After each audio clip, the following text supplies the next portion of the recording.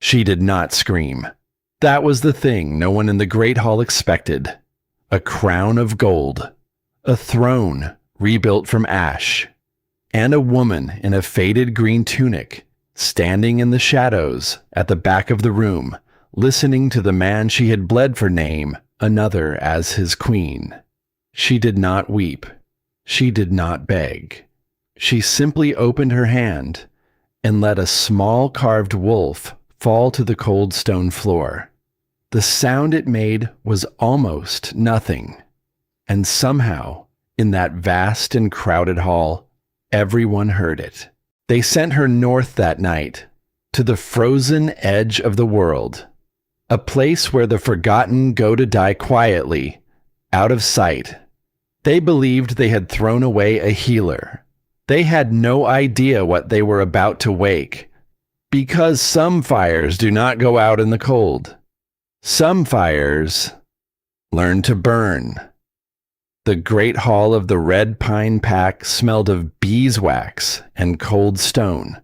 Torchlight climbed the tall pillars, gold and restless, and above it all sat a crown that looked heavier than the man who wore it. Aldrich Thorne stood on the high dais. He did not smile. Below him, the wolves of a dozen valleys pressed shoulder to shoulder, their breath rising in the chill like smoke from 100 small fires. They had come to hear their alpha speak. They had come to witness something they would tell their children about. And in the shadows near the back, a woman in a faded green tunic stood very still. Her name was Wren Vance. She had healed these people for more years than she cared to count. She had stitched their wounds and cooled their fevers and sat beside their dying through the long nights when no one else would. She had read the pack's ledgers when the spy master, her father, grew too old to hold a quill. She knew every crack in these walls. She knew this man on the dais better than anyone living, which was why, when he lifted his hand for silence, her heart already knew what her mind refused to hear. "To secure our borders," Aldrich began, his voice rolling out over the crowd like a slow tide, "to end the bleeding that has cost us a generation of sons, I take a mate who will bind 2 great packs into one." A ripple moved through the hall. Beside him, a woman in dark silk stepped forward. Seraphina of the Nightshade Pack. Her gown whispered against the stone, black as river water at midnight, and her scent reached Wren before her smile did. Jasmine, heavy, sweet, almost too sweet, and under it, something faintly metallic, something that did not belong. Wren's nose caught it and did not let go. She did not know yet what it meant. She only knew it made the fine hairs on her arms rise, the way they used to rise before a storm broke over the northern ridge. "I present Seraphina," Aldrich said, "as the future Luna of Red Pine." The council lords roared their approval, and Aldrich's golden eyes, those amber eyes she had once watched softened by firelight, lifted from the crowd and found her in the dark. For one breath, the whole hall fell away. For one breath, there was only the boy she had known in the Whispering Woods, the boy who had carved her a small wooden wolf with a clumsy knife, and pressed it into her palm, and promised her they would face every winter together. She held that wolf now. Her fingers had found it without asking, worn smooth by years of touching, its little carved ears rubbed nearly flat. She looked at him. He looked at her. And then he looked away. She should not be here, Aldrich thought, and hated himself for the thought even as it formed. She should not have to hear this from my mouth.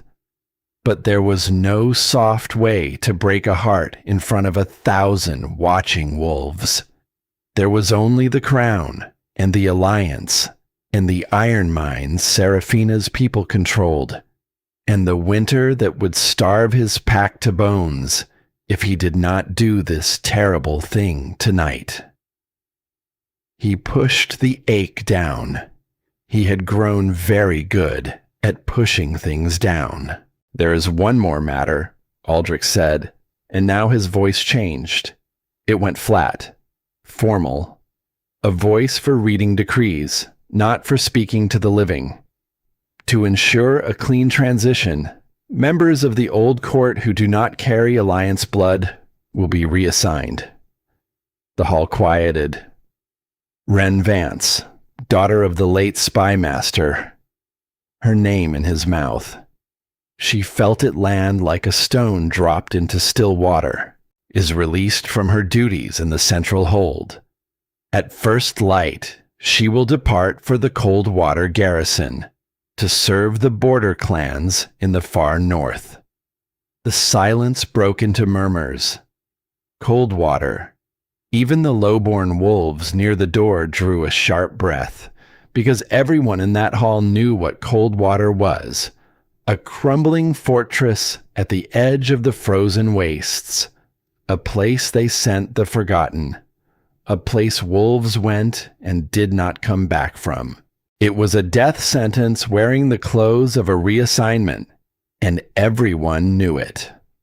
Seraphina leaned close to Aldrich then, and her pale hand curled around his armored forearm, and she spoke just loudly enough for the front rows to hear. "A wise choice, my lord." Her smile was a lovely, terrible thing. "We cannot have the low court cluttering a united throne, especially those who forget their place." Aldrich did not look at her. He kept his eyes on Wren, though it cost him everything he had left. The crowd parted around her as she stepped forward. They drew back as though she carried something they might catch, but she did not lower her head. She walked into the open floor of the great hall with her spine straight and her chin level, and something in the way she moved made even the council lords go quiet. "I accepted your silence," Wren said. Her voice was not loud. It did not need to be, when you would not name our bond before the council. I accepted it. I told myself you had to play the part, that a king rebuilding a broken pack cannot always choose what his heart chooses. She stopped a few paces from the dais. I healed your wounds. I kept your secrets. I sat awake through the nights you could not sleep, and I asked for nothing. A pause, long enough to hurt. But you would send me to the frost. You would throw away the years we bled to raise this crown from ash, and call it policy. Inside Aldrich's chest, his wolf was throwing itself against the walls of his ribs, howling, tearing, begging him to stop this, to come down off the dais, to take her hand and be done with the whole gilded lie. He held the beast down with everything he had. "Love is a luxury a king cannot afford, Wren," he said. His voice came out lower than he meant it to. Rougher. "The decree is signed. You leave by dawn." She looked at him for a long moment. Really looked. The way you look at a stranger wearing a familiar face. And then, slowly, she opened her hand. The little wooden wolf tumbled from her palm. It struck the stone floor with a small sound, a sound that should have been lost in that vast hall and somehow was not, and it rolled once, twice, and came to rest at the very edge of the dais, at his feet. Aldrich stared at it. He could not make himself pick it up. "You chose a crown of gold over a heart of flesh," Wren said softly. There was no anger left in her now, only a great and hollow quiet. "I hope the metal keeps you warm when the winter shadows close in." She turned. "Because you will never have my warmth again." and she walked out. She did not run. She did not stumble.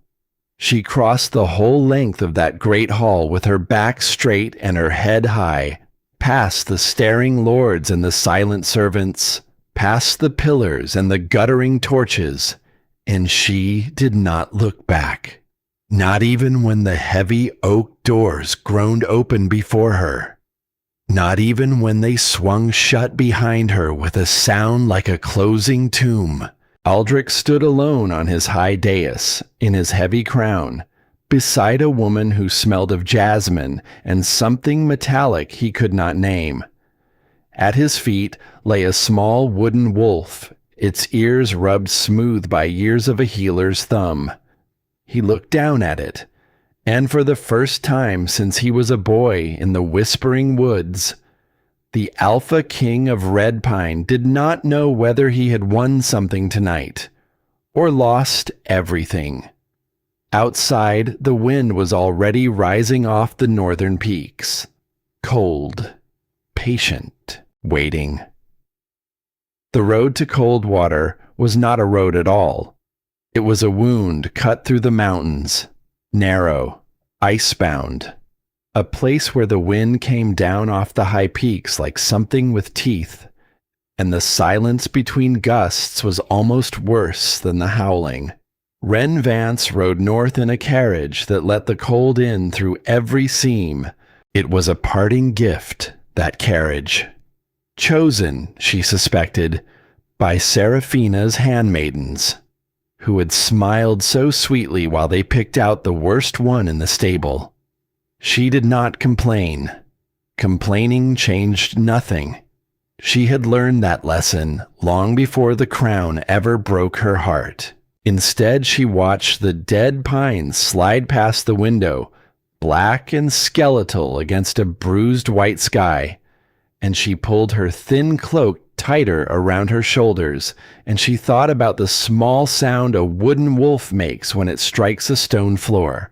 She had not wept, not on the dais, not in the carriage, not once through the long, cold crossing.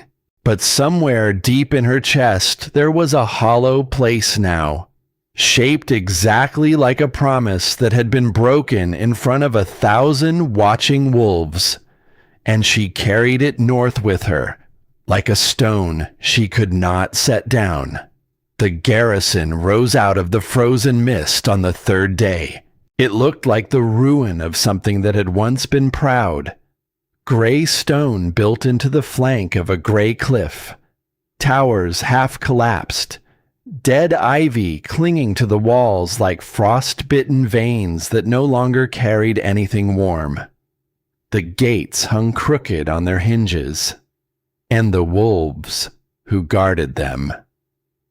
Wren's breath caught when she saw them. They were thin, hollow-cheeked.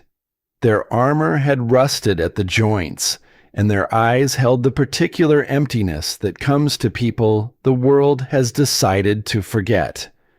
They did not stand like warriors on a wall. They stood like men waiting for the cold to finish what neglect had already begun. An old wolf came out through the crooked gate to meet her. He had been broad once. She could see it in the frame of him, even now, even stooped. His silver beard was ragged, and a long pale scar pulled at one side of his weathered face, and he moved with the careful stiffness of a body that had known too many winters. "Welcome to the end of the world," he said. His voice was dry, not unkind, just worn down to the grain. "The central hold sent us a healer, though from the look of things, a gravedigger would have been the more honest gift." "Then it is fortunate," Wren said, stepping down into the freezing mud, "that there will be no graves dug here." The old wolf blinked at her. She held his gaze without flinching. Her gray eyes moved past him, taking in everything the way she had been trained to since she was a girl. The ragged children huddled near a fire that had almost died.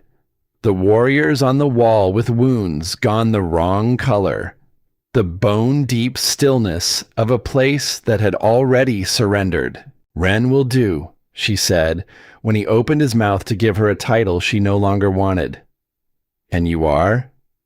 Silas. A pause. Commander here, for what that is worth. I led warriors under the old Alpha once, before the council found a reason to forget me too. Something passed between them in the cold.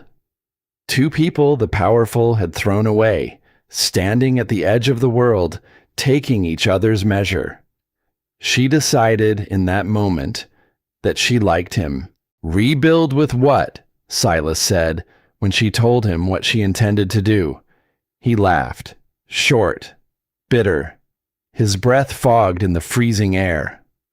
The Central Hold cut our supply lines the very day you left the capital, lady. The last shipment they sent was 3 crates of grain. Half of it came to us black with rot.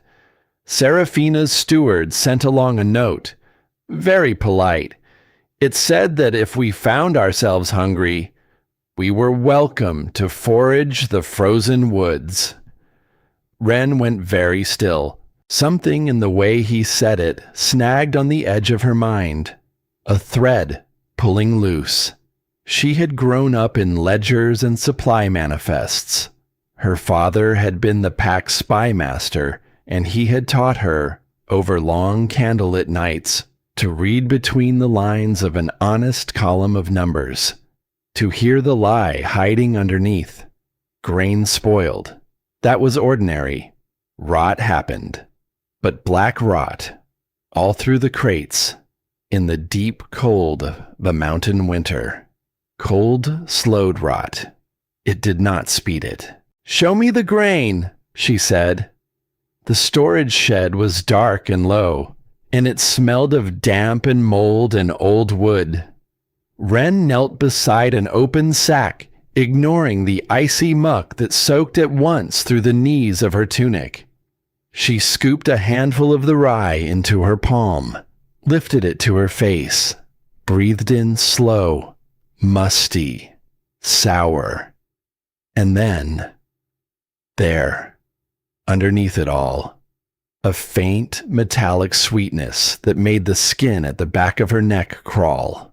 She knew that scent, and for one breath, she was standing in the great hall again, that same sweet, metallic smell rising off black silk, and a man she loved was calling her a luxury he could not afford. Then the breath passed, and her hands went cold, and steady, and certain. She rubbed the grain slowly between her thumb and forefinger. A dark residue came away on her skin, purple, faint as an old bruise. This is not rot, Silas, she said. Her voice had dropped to something low and level, the voice of a woman working out arithmetic she did not want the answer to. This is marrow bane. Silas went pale beneath his beard. That is a tale to frighten pups by the fire, a poison out of the old wars, long gone. It is not a tale. She rose, holding her stained fingers up to the thin gray light. It is drawn from the shadow ferns, and shadow ferns grow in one place only, the deep territory of the nightshade pack. It works slowly, Silas. It settles into the bones. It hardens them from the inside, and it cuts a wolf off from his own beast, one shift at a time, until he cannot change at all. The old commander stared at the grain sacks as though they had turned into a nest of snakes. That is why they cannot heal, Ren said. Softer now, half to herself, the pieces sliding into place with a terrible quiet click. That is why they stand up there like ghosts on the wall. It was never only neglect. It was never only the cold. Someone has been feeding them their own weakness, one meal at a time. Treason. Silas breathed the word like it hurt him. The Nightshade Pack is poisoning border wolves under the king's own banner. But why us? We are already exiled, already forgotten out here. What threat is a garrison of dying men to anyone? And there it was. The answer arrived in Wren's mind whole, and it was so large and so cold that for a moment she could not make her mouth form it. Because Seraphina does not only want to marry into the throne, she said at last. She wants the border defenseless, every garrison in these mountains, rotted quietly from the inside until not one of them can hold a pass. And when the passes cannot be held, she let the silence finish the thought.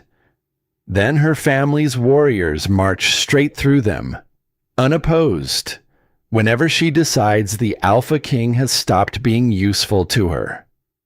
The shed was silent except for the wind, worrying its way through the gaps in the old wood. Silas's hand went to the rusted sword at his hip, old instinct in an old warrior.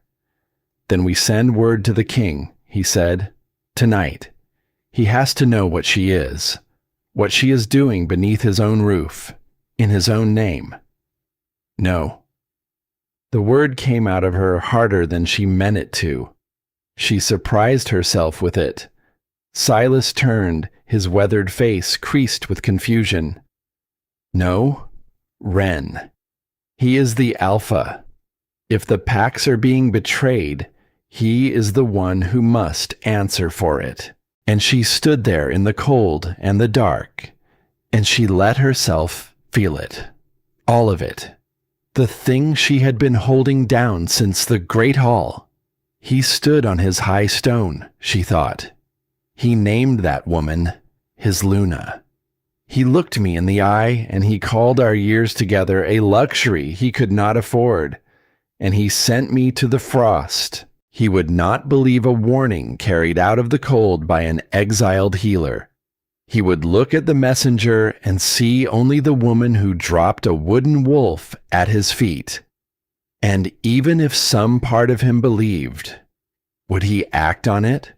Or would he weigh it against his precious alliance, against the iron mines, against the coming winter, and decide one more time that I am the thing that can be spent? For years she had asked nothing of him. She was done asking. He surrendered his power to her, Wren said slowly. He handed her the keys to his own house because he told himself her alliance would save him.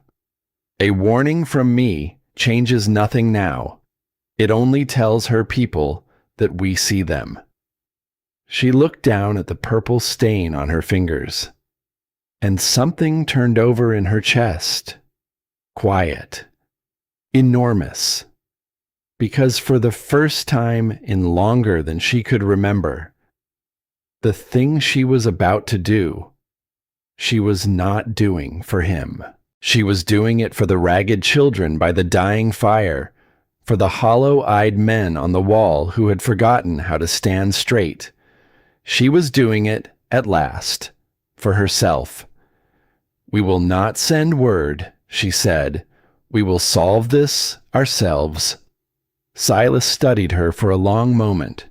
Whatever he found in her face made him slowly take his hand off his sword. And how, he asked, does one healer intend to lift a curse the Nightshade Pack has spent months, maybe years, grinding into the bones of my men? Wren was already moving.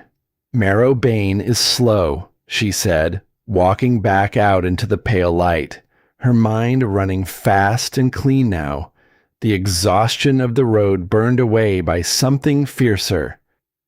And slow can be undone, but not while your men keep eating the poison.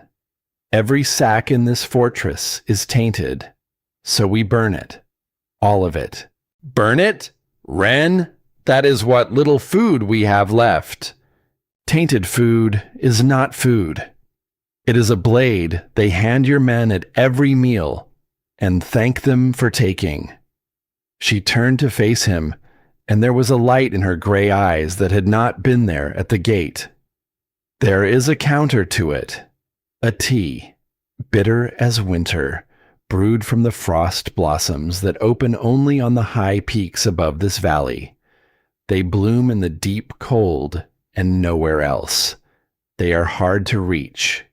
Harvesting them will be dangerous, and it will be cold, and some of it will happen in the dark. My men can barely stand. Then we begin with the ones who can, and when the tea makes them stronger, they will carry the ones who cannot. She stopped in the center of the ruined courtyard. The wind pulled at her cloak. The fire guttered low. And all around her, the forgotten of Coldwater watched her with the wary, flinching eyes of creatures that had learned the hard way not to hope for anything. And Wren Vance, healer, exile, daughter of a spy master, looked out at that broken place, and she did not see a graveyard. She saw something waiting to be woken. "Gather the elders," she said. "Gather anyone who can still hold a pestle or a blade or a child. If the central hold wants these mountains weak." Her voice dropped low and certain, and it carried across the frozen courtyard on the cold, clean air. "Then we will make them the strongest wolves these peaks have ever seen." For a long moment, nobody moved. Then, up on the wall, one of the hollow-eyed warriors straightened, just a little, and old Silas, commander of a fort the world had forgotten, looked at this woman standing ankle-deep in freezing mud, with purple poison staining her fingers and a hard, bright fire in her tired eyes. And he felt something stir in his chest that he had believed the cold had killed in him for good. He felt hope. That night, Wren did not sleep. She worked her way through the garrison's meager stores by the light of a single guttering candle. She sniffed every sack, marked every tainted crate with a stroke of charcoal, set aside the pitiful few that were clean. She called in the healers who remained, 3 exhausted women, 1 trembling boy who could not have seen more than a dozen winters. And she found, as she questioned them, that they knew far more than despair had ever let them use. Her father's training moved through her hands like an old song her body had never forgotten. Read the manifest, find the lie, turn the weakness into a plan. She made her lists. Who could climb the high peaks? Who could brew? Who could hunt? Who could stand a watch and hold a blade?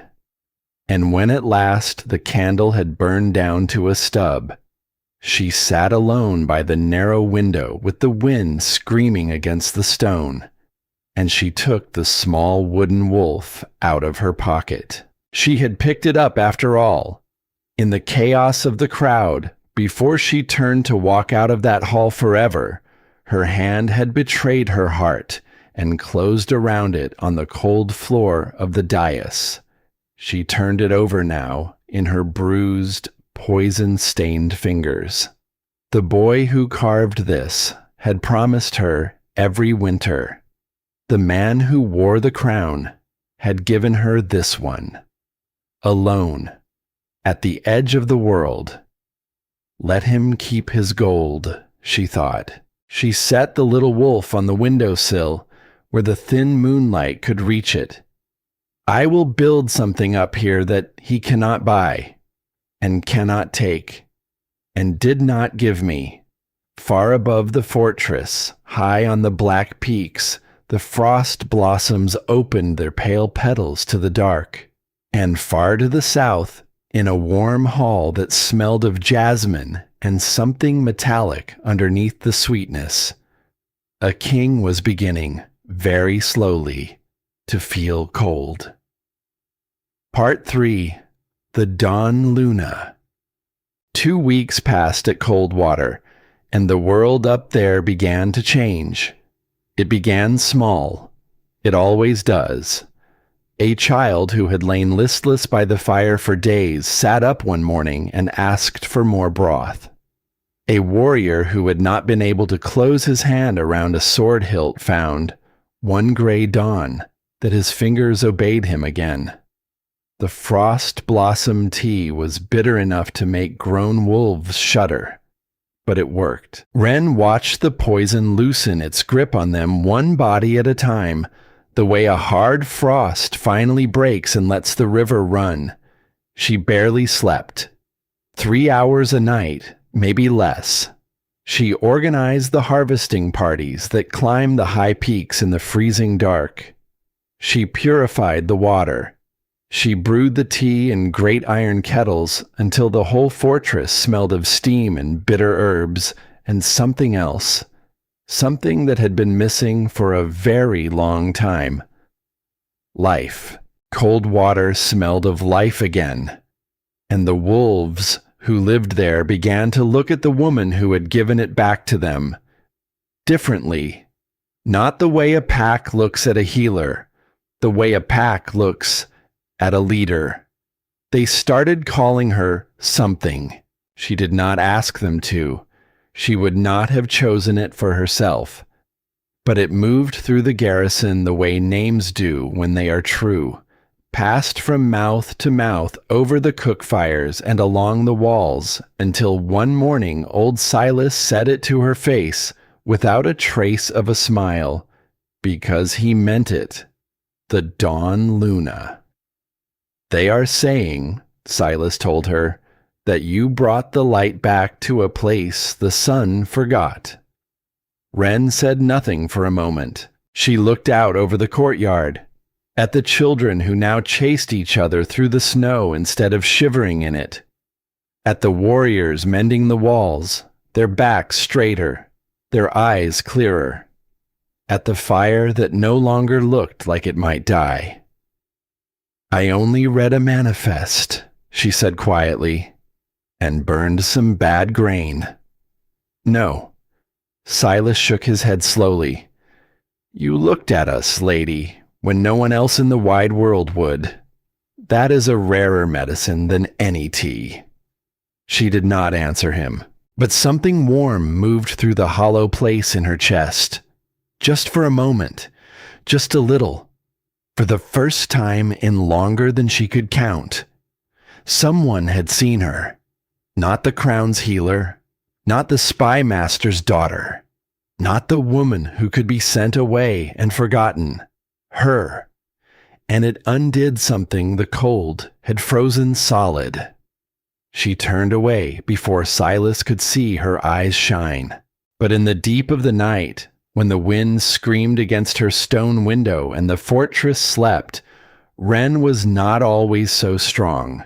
She would sit with her bandaged, herb-stained hands open in her lap, and she would feel it, the place where the bond had been, frayed now, dormant, but not gone, never quite gone. She had loved that man with every fiber of who she was. She had healed his battle wounds by firelight and kept his secrets when keeping them cost her sleep, and guided his hand across 100 maps when the pack was nothing but ash and enemies. And he had let her walk out into the snow, let him grow cold, she told the dark. But the dark did not believe her, because underneath the anger, underneath the pride she had earned honestly and wore like armor, there was still a small, stubborn ache that no amount of frost blossom tea could reach. The ache of a woman who had given everything to a man who only noticed the size of the gift once it was gone. Far to the south, in the warm heart of the central hold, the Alpha King was learning what cold felt like. It came for Aldrich slowly, a heaviness in his limbs he could not shake off, a dull, throbbing heat deep in his bones, as if something inside him had begun to smolder. And worst of all, when he reached for his wolf, when he called for the beast that had lived inside him since boyhood. It answered from further away each time, muffled, dim, like a voice heard through a thick stone wall. He sat on his black throne with an empty goblet in his hand and told himself it was the season, the strain of holding a fragile alliance together, nothing that rest could not mend. He did not let himself think the other thought, the one that waited at the edge of his mind, patient as the wind off the peaks. "You look tired, my love." Seraphina moved through the royal chambers like smoke, her voice soft, her scent of heavy jasmine washing over him. She set her cool hands on his shoulders, and her long nails pressed just slightly into the leather of his tunic. "Perhaps you should let my brother oversee the training of the guard. You push yourself too hard. Let my people carry more of the weight." Aldrich pulled away from her touch. He could not have said why, only that lately her hands felt wrong on him, cold in a way that had nothing to do with the winter. "The guard belongs to Red Pine," he said. "I will train them myself." Her lovely smile did not falter, but something behind her eyes went flat and still, like the surface of a pond just before it freezes. "Of course," she murmured, "as you say." And she withdrew into the shadows of the drapes and left him alone with the cold and the empty cup and the wolf he could no longer quite hear. The truth was, the fortress had become a strange place to him. Since Ren left, Seraphina had quietly replaced the old healers, the ones who had served the pack for generations, with her own dark-robed practitioners from the Nightshade lands. Aldrich had allowed it. It had seemed like nothing, a small courtesy to keep his bride content. Now he walked his own halls like a guest, and everywhere he turned, she was there. Not Seraphina. Ren. The gardens where she used to gather wild mint before the frost took it. The library where the two of them had bent together over ancient maps until the candles guttered, her shoulder warm against his, her voice low and certain as she traced the old roads with one finger. The narrow balcony where she had once slipped her hand into his and promised, with the whole northern sky spread black and glittering above them, that they would face the winter together. He had traded all of that for an alliance, for iron, for a woman whose touch made his skin crawl and whose smile never reached her eyes. He had told himself it was strength. He was beginning to understand it had been the deepest kind of cowardice. She never asked me for anything, Aldrich thought one long night, standing alone on that balcony where the memory of her hand still seemed to warm his own. What she wanted from me was never power or gold or a title. In all those years, she asked me for one thing only, to be seen, to be chosen, out loud, before the pack. And that was the one thing I would not give her. The wind answered him with silence. He had grown so used to her. That was the shape of it, and it shamed him to the bone. He had grown so used to her steady, quiet loyalty that he had stopped seeing it at all, the way a man stops hearing his own heartbeat. He had treated her devotion like the stones of the fortress, always there, always holding him up, never once imagining the walls could simply choose to leave. And now the walls were gone, and the cold came in through every seam. Seraphina had not always been cruel. This is the thing the pack did not know about her, and the thing that would have surprised them most. She had been a girl once, in the dark halls of the Nightshade Spire, watching her father move his allies and his children across a map like pieces on a board. She had learned, very young, what happened to pieces that proved useless. They were removed. Her father had a saying he had pressed into her like a brand. Affection is a leash, the weak hand to the strong. He had said it to her the first time she wept as a child, and he had said it to her the last time. And somewhere between those two tears, she had stopped weeping altogether. She had been raised to be a blade, and a blade does not get to choose whether it cuts. She did not love Aldrich.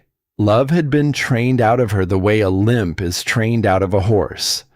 But she had wanted, with a hunger that frightened even her, to walk into her father's cold hall one day and lay a united kingdom at his feet and finally see something in his eyes that looked like pride. That was why the poison. That was why the slow, patient murder dressed up as a marriage. It was not hate. It was something worse and sadder. The endless, bottomless need of a daughter who had never once been told she was enough. She would have burned the whole North to ash for a single word of approval.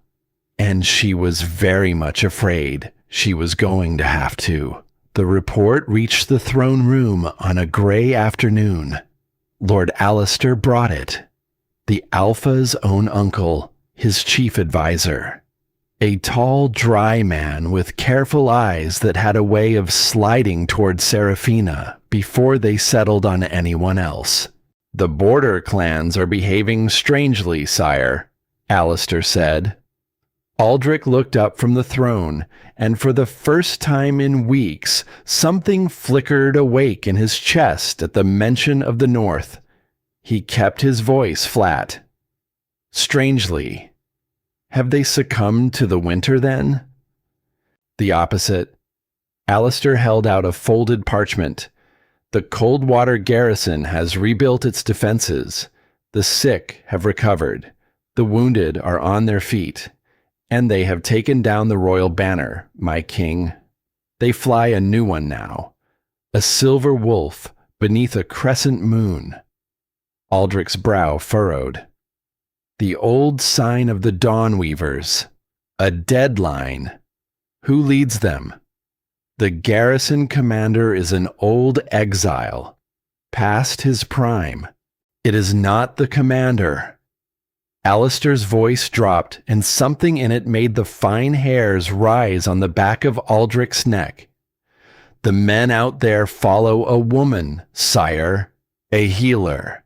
They say she cured a sickness that was rotting the bones of the whole garrison. They have given her a name." He paused. "They call her the Dawn Luna." The world went very quiet in Aldrich's ears. He knew. Before Alistair said another word, he knew, the way you know the sound of one particular voice in a crowded hall, the way his wolf knew, surging up suddenly out of the muffling fog for the first time in days with a low and desperate whine. "Her name," Aldrich said. His voice did not sound like his own. "Wren, sire, Wren Vance. The one you sent north." From the shadows by the drapes, Seraphina hissed. It was a small sound, sharp, involuntary, the sound of a plan discovering a stone in its path.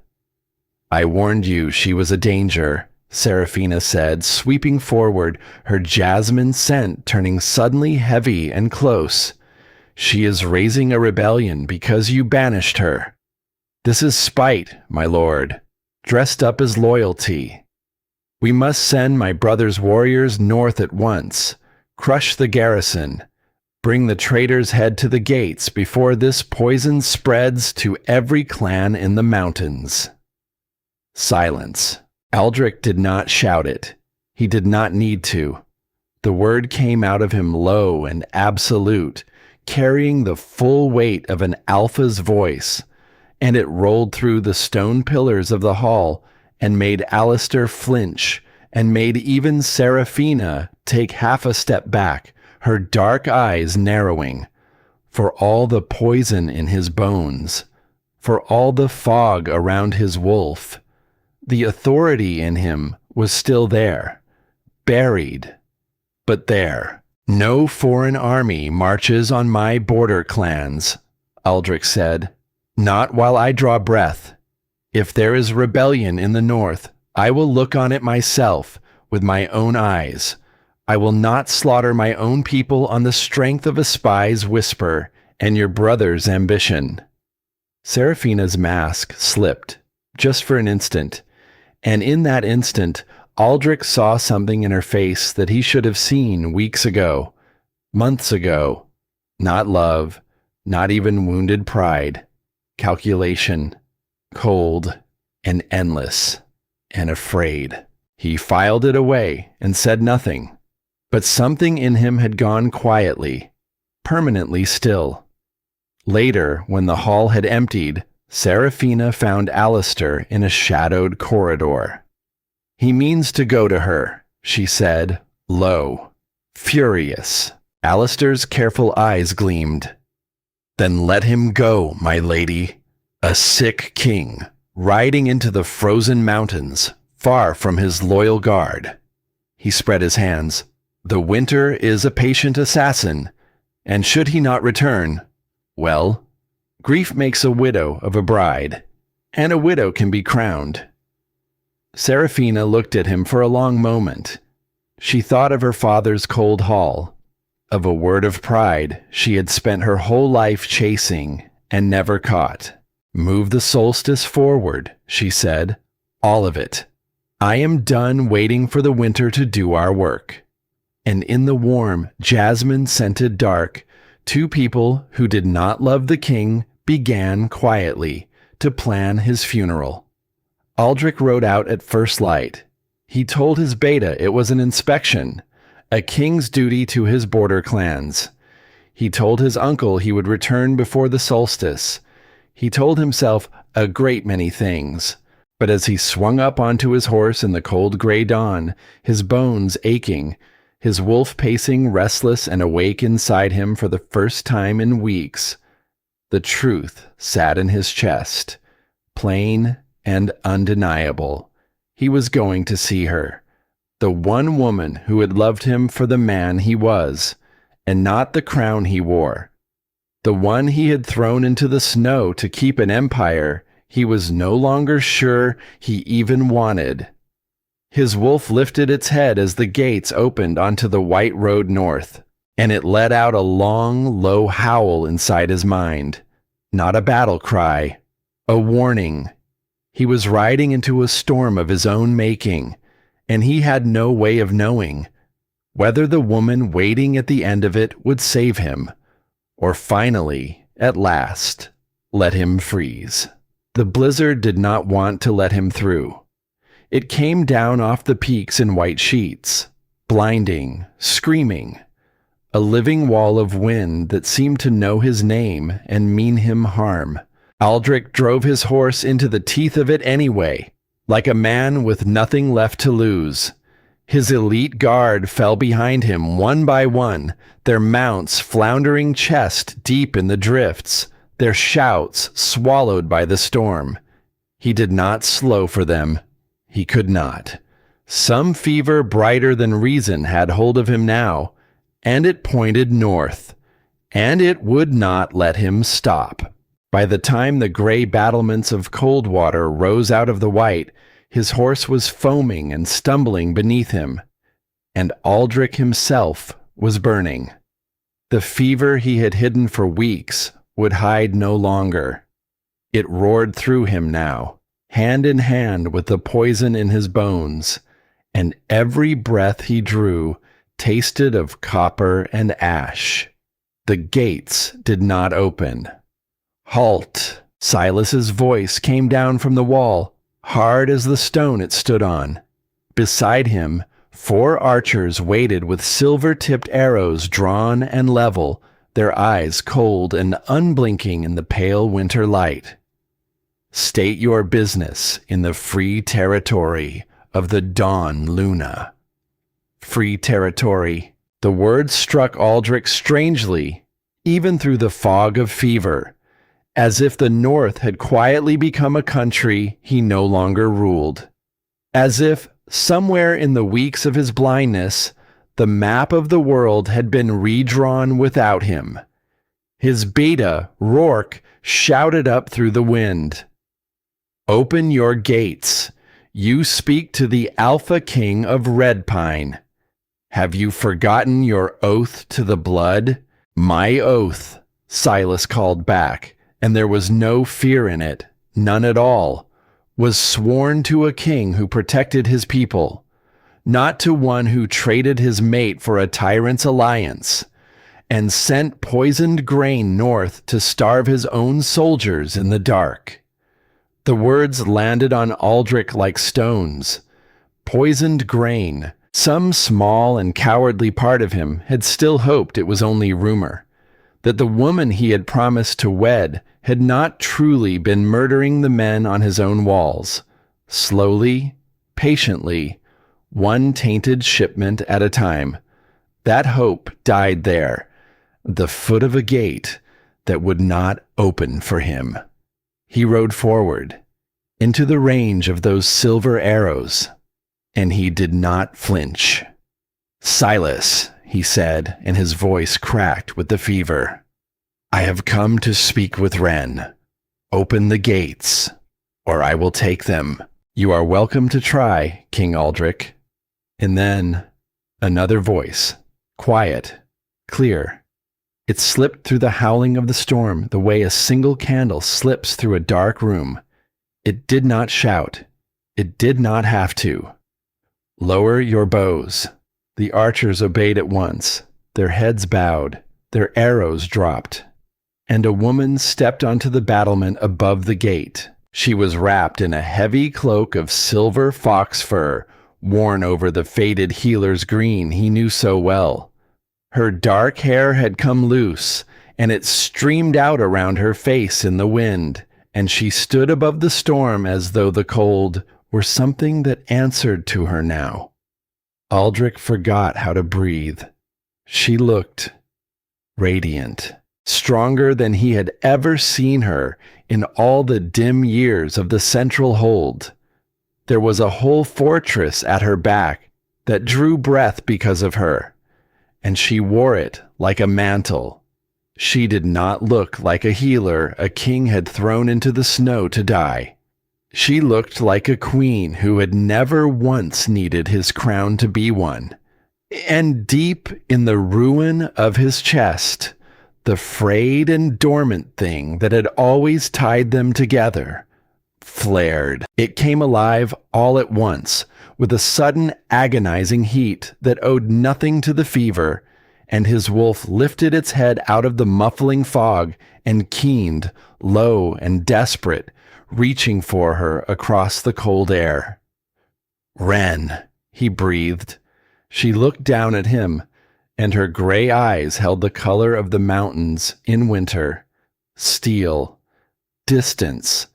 Nothing a man could warm his hands at. Open the gates, she said to her warriors. The king and his beta may enter. The rest of his guard will wait in the outer valley.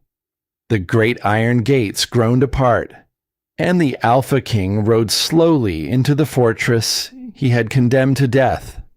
The transformation of the place struck him like a hand across the face. He had ridden 3 days expecting a tomb. He found a hearth. The courtyard had been swept clean and set in order. Fires burned bright in iron braziers, throwing warm gold light across the trampled snow. Children, real living children with color in their cheeks, peered at him from warm doorways with round and curious eyes.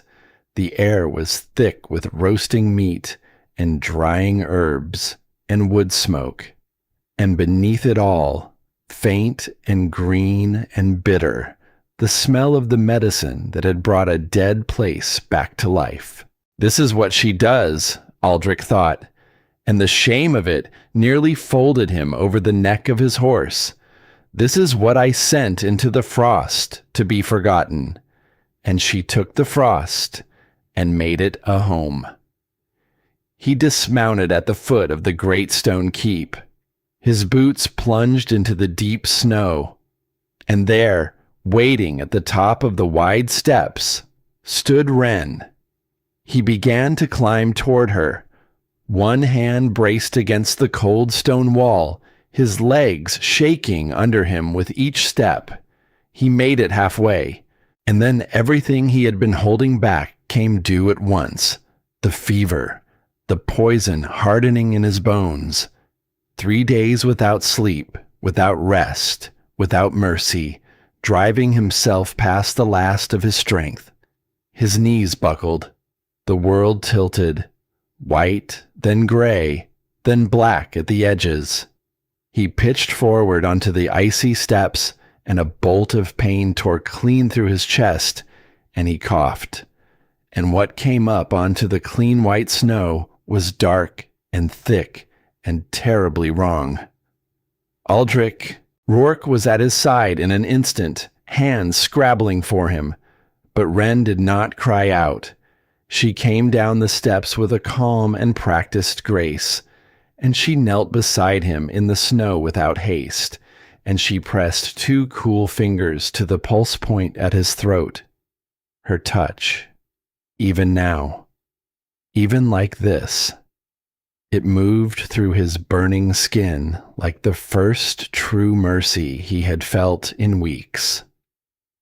"Marrow Bane," she said softly, and just for a fraction of a single heartbeat, something in her gray eyes wavered, softened, cracked open onto something that might have been grief, before it froze over again, hard and clear as river ice. "The calcification has reached his second heart," she said, all healer now. "His wolf is drowning inside him." Aldrich looked up at her through the blur of his vision. His hand rose, trembling, and his fingers caught the hem of her silver cloak and held on to it like a drowning man holds a rope. "Wren," he rasped, "I didn't know about the grain, about any of it. I swear it to you. On my father's grave, I swear it." "I know you didn't." There was no comfort in the way she said it. "You were too busy looking at her crown," Wren said, "to notice the venom she was pouring into your cup." She stood. She turned to the warriors gathered close around them, and her voice became the voice of someone long used to being obeyed. "Take him inside. Cleanse his blood with the frost blossom extract, the strong measure, not the mild. He is still the king of the blood. And we do not let our guests die in our snow." Then she climbed the steps and went inside without once looking back, and Aldrich, drifting at the edge of consciousness, watched her go, and one clear thought burned its way up through the fever and the pain. She could have let me die on these steps. It would have cost her nothing. No one in the wide world would have blamed her for it.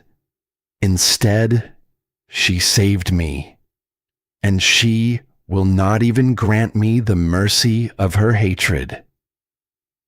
Aldrich woke in a warm room. The scent reached him before his eyes opened. Wild mint, cedar, and her woven all through the blankets in the air, so that for one drowsy moment he was a boy again in the whispering woods, and none of the long cold years between had happened yet. The fever had broken. His limbs felt lighter. The deep ache lingered in his bones, but the fog around his wolf had thinned, and the beast paced close beneath his skin now, watchful and awake. Wren sat by the low fire.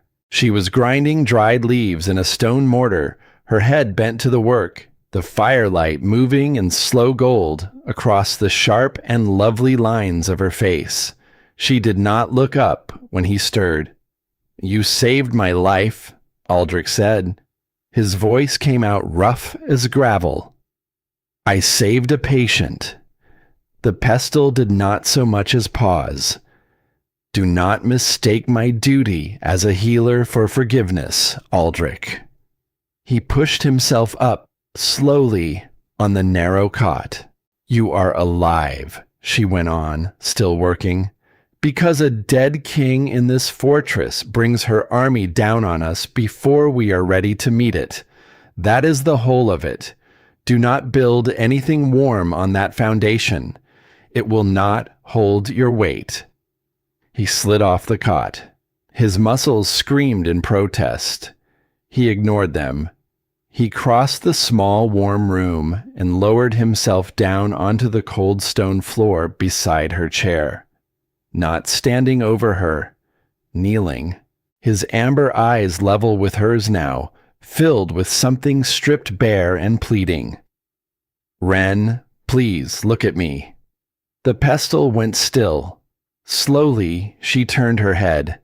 And there they were, the two of them, a crownless king kneeling on a cold stone floor, and the woman he had cast aside, seated above him, with poison in her mortar and years of armor around her heart.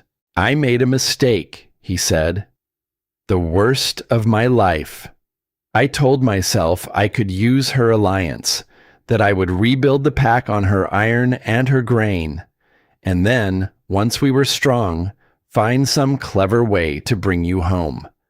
I did it for the pack, Wren. I swear to you, I believed I was being strong.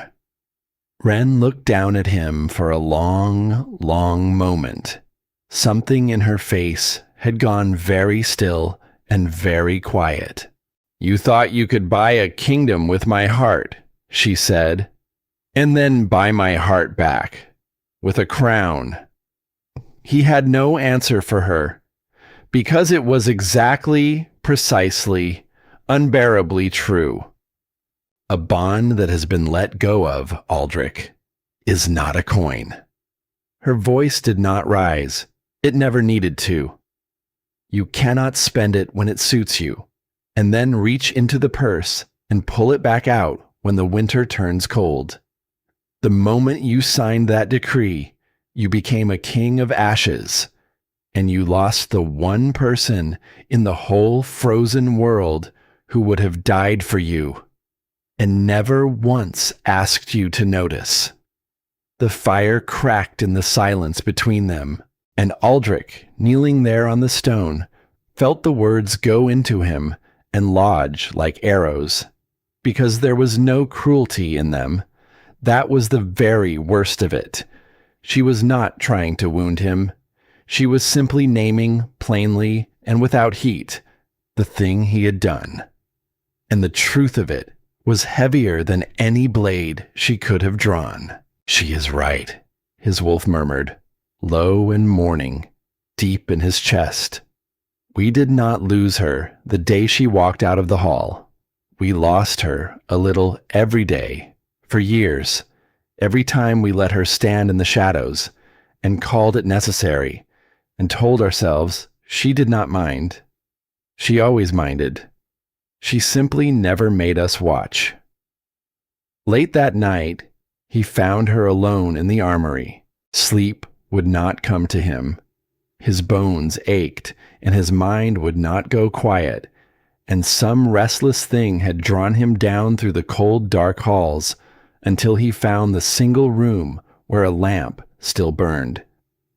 She was checking blades by its light, testing edges against her thumb, setting them in their racks, preparing, he understood with a fresh twist of shame, for a war that he had carried to her gates. You should be resting, she said. Without turning, she had heard him coming. Of course she had. She always had. So should you. One of us in this fortress has to see the danger clearly. She set a blade down in its rack. That was never your gift, Aldrich. Only mine. You simply never thought to thank me for it. He crossed the room slowly. and from inside his tunic, he drew something out, a dagger, old and beautiful. Its blade a bright ribbon of silver in the lamplight, its hilt carved with the shape of a frost blossom caught in the moment of opening. He held it out to her across the space between them. "This was my mother's," he said quietly. "My father gave it to her on the day they were bound. It is the finest steel our line has ever owned." Wren looked at it. She did not reach for it. "Why?" she said. "Because you are walking into a fight that I dragged to your door, and you deserve the finest steel in the North at your side when you do." He swallowed hard. "Not as a mate, not as anything I have any right left to name. As a warrior, as the woman who saved a king who did nothing to earn it." For a long moment she did not move. Then, slowly, she reached out and took the dagger from his open hand, and her fingers brushed against his. It was nothing, the lightest touch, skin against skin for the length of a single breath. But the bond, that frayed and starving thing strung taut between them, surged up so hard and so bright that they both went utterly still. Warmth flooded through her, real, aching, beautiful in a way she had spent 2 full weeks and every last ounce of her hard-won pride trying to forget. For one suspended moment, she felt him again, the whole warm weight of everything he had once been to her. The clumsy boy with the carving knife. The man bent over the maps, his shoulder against hers. The king who had held her hand beneath a black and glittering sky and sworn to her, breath fogging in the cold, that they would face every winter as one. His breath caught. She heard it. His hand turned beneath hers, just slightly, as if to close around it, to hold on, and Wren pulled back. She drew her hand away, tucked the dagger into her belt, stepped back into the safe cold air between them, her heart slamming against her ribs, her face held carefully, deliberately, perfectly still. "Thank you, King Aldrich," she said. Her voice was quiet and distant, and it cost her far, far more than he would ever know. He stood there in the lamplight, his hand still half open, still warm where hers had touched it, and something broke very quietly across his face. Not anger, not even the sting of being refused. Understanding. "You felt that," he said softly. It was not a question. "What I feel," Wren answered, "is not the same as what I choose to do. That is a thing you never once learned in all our years. But I have learned it well enough for the both of us." She met his eyes without flinching. "A body remembers warmth, Aldrich. That is all a bond truly is, in the end. Memory, living in the blood. It does not mean that I trust you. It does not mean that I forgive you. It means only that once, a long time ago, I loved you so completely that my body has not yet finished learning how to stop." She turned back to the racked blades. "Let us hope," she said, "that the steel you have given me is as sharp as your regrets. Before this is over, we will both have great need of it."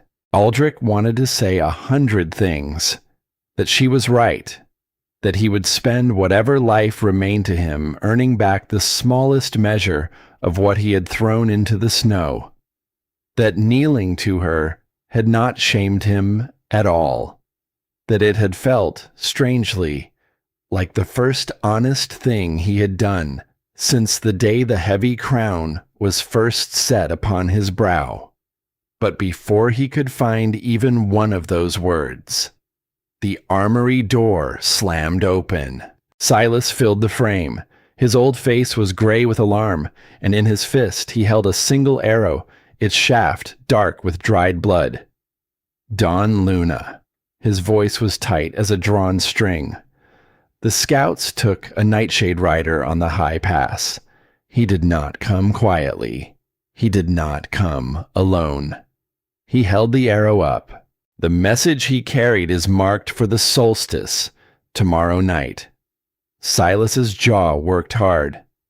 She is not waiting for the winter to finish the king, my lady. Her shadow warriors have already moved. They have surrounded the central hold. If we do not act now, by this time tomorrow, there will be no throne left in the north to save. The warmth of a moment before vanished from the room like a breath let out in the cold. Ren's hand went to the silver dagger at her belt, and when she spoke again, her voice had changed entirely. The healer was gone from it. The woman who felt too much was folded away somewhere deep and locked. What remained was the Dawn Luna. Then we do not have until the solstice, she said. We have until tomorrow night, and a mountain to cross before it. She turned to Aldrich, and for the first time since he had ridden through her gates, there was no distance in her gaze at all, only the cold, clean, absolute focus of a commander taking the measure of the one weapon she had left to her. On your feet, King, she said. Your enemies have stopped waiting, and so have I. The war room at Coldwater had once been a place of rot.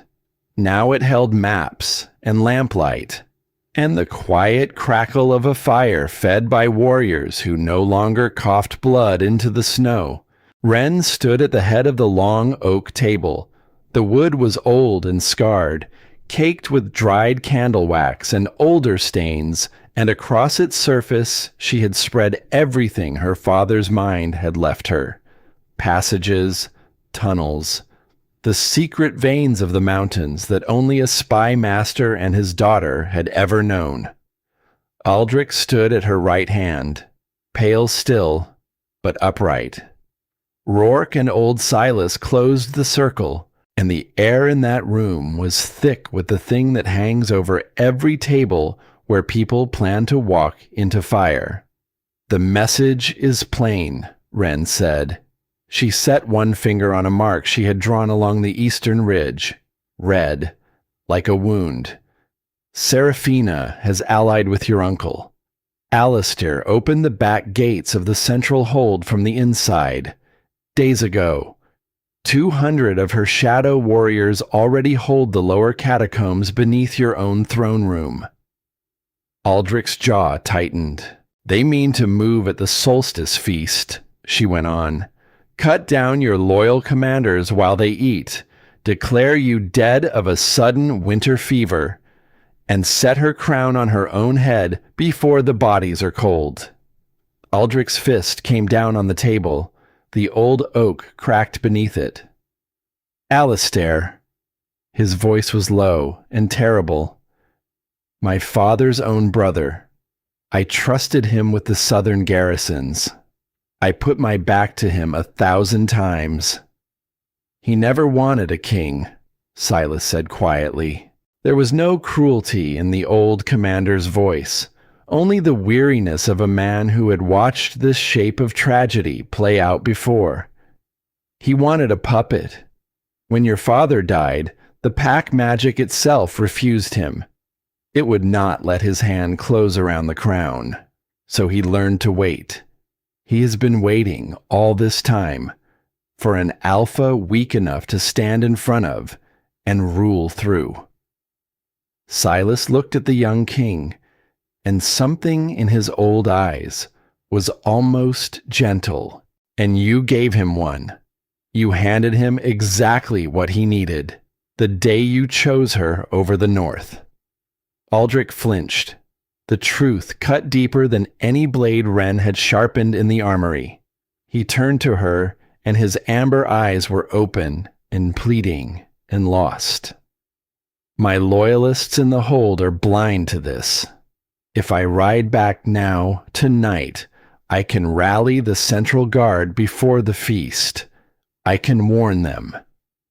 You would not make it past the outer gates. Her voice was cool, even. The voice of a woman who had already run this path 100 times in her mind and found the same cliff at the end of each one. Her wraiths hold the main road. The moment they see your banner, they execute your commanders and seal the hold. You would ride into a slaughterhouse and hand her the excuse she is waiting for. She shook her head once. No, we do not go through the front door. We go under it. She traced a line across the map, down and in. The old iron mines. My father mapped a passage through them years ago when the hold was his to keep secrets in. One tunnel opens directly into the royal kitchens. We move 50 of our strongest through it before the feast begins. Quiet, unseen, right into the heart of the fortress. Rourke leaned over the map and his face went hard with doubt. 50. He said the number like it tasted of ash. Against 200 shadow wraiths, Lady Wren. That is not a battle plan. That is a burial. It would be, Wren said, if we fought them as they are. And a slow, dangerous, beautiful thing curved across her mouth. Not quite a smile. But their strength is not their own. Seraphina's warriors draw their power from the shadow magic of the Nightshade's spire. It runs through the dark stones set into their collars, and every one of those stones is fed from a single source, an anchor of black obsidian hidden in the central courtyard. She pressed her fingertip to a point at the heart of the map. Break the anchor, and every collar goes dark at once. The shadow skins peel away, and 200 wraiths become 200 ordinary, frightened, uncoordinated wolves. For a moment, the room was silent with the sheer audacity of it. Aldrich stared at her, and a wave of something moved through him that was equal parts awe and shame, because while he had sat on his black throne in the capital, poisoned and blind, drowning in his own self-pity, she had been up here, in the cold, mapping the ruin of his enemies stone by stone. She had the mind of a war captain and the heart of a healer, and he had sent her away. I will lead the strike on the anchor, Aldrich said, his voice finding its old authority. No. The single word stopped him cold, but it was not the refusal that made him go still. It was the way her face changed as she said it. The plan had been clean, sharp, certain. Now something moved behind her gray eyes, a shadow, a trouble. She was looking at the map, and she was seeing something none of them could see. There is a thing I have not said, Wren told them. Quietly. The three men waited. When the anchor breaks, the shadow skins do not simply fall away. Her voice slowed. The magic that binds them binds hard. It is fed into the blood through the collar. And when the source is torn out all at once, with no warning. She stopped. Her jaw worked. For some of them, the shock of it will stop the heart. Not all. Perhaps not even most. But some.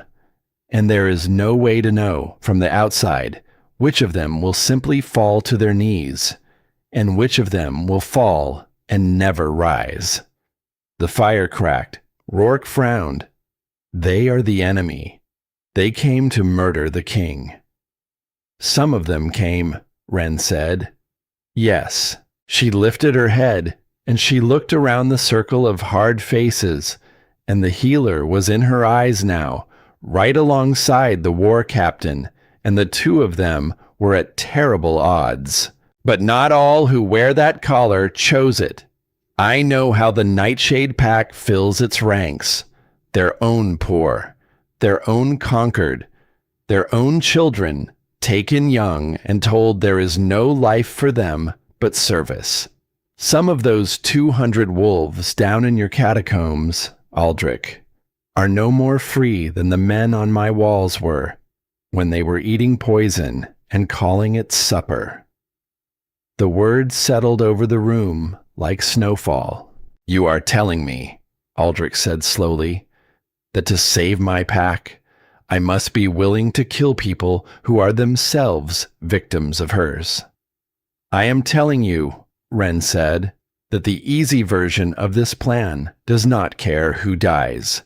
Break the anchor hard and fast at full force, and we win the night for certain. Fewer of ours fall. It is the safe path, and it treats every collar in that courtyard as if the wolf inside it deserves to die. She let that sit. And I will not walk that path, she said, not to be safe, not to be certain. Silence. It was Silas who broke it, and his old voice was rough. Then what would you have us do instead, Don Luna? Wren looked back down at the map, and when she spoke, the plan came out of her hole, the way it always did, worked out in some deep and tireless place behind her eyes. We do not shatter the anchor. We drain it. Slowly. There is a difference. Her finger moved as she spoke, tracing it out. My father's notes describe the obsidian stones. They can be cracked in a single blow, or they can be bled, drawn down. If you know the frost blossom extract will foul the magic that feeds them. It is slower. It is far more dangerous for whoever stands closest to it, because it must be done by hand, in the open, in the middle of the fight. She looked up, but if we drain the anchor instead of breaking it, the shadow skins fade instead of tearing. Slow enough that a body can survive the loss. The wraiths will fall, but most of them will wake again, as themselves, as wolves who might, given the chance, choose a different collar. Aldrich stared at her. That is the harder plan, he said quietly. The more dangerous one. For us. For you. Yes, you would take that risk onto your own shoulders, to spare the lives of the very warriors sent to kill us both. I would. She said it simply, without drama, as if it were the only sane answer to a question that was not, to her, even a question. Because a victory that treats the powerless as if they were the enemy, Wren said, is just Seraphina's cruelty wearing our colors. And I did not survive being thrown into the snow to become the thing that threw me. The room was very still, and Aldrich looked at her, at this woman he had discarded like a spent thing, and he understood, finally and completely, the size of what he had lost.